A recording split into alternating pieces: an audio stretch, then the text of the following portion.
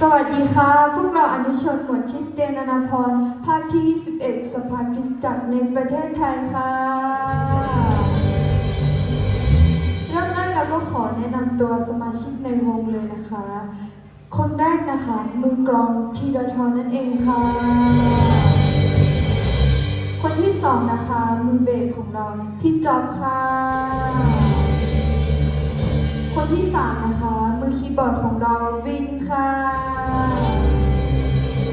และมือกีตาร์ของเรานะคะมินนั่นเองค่ะ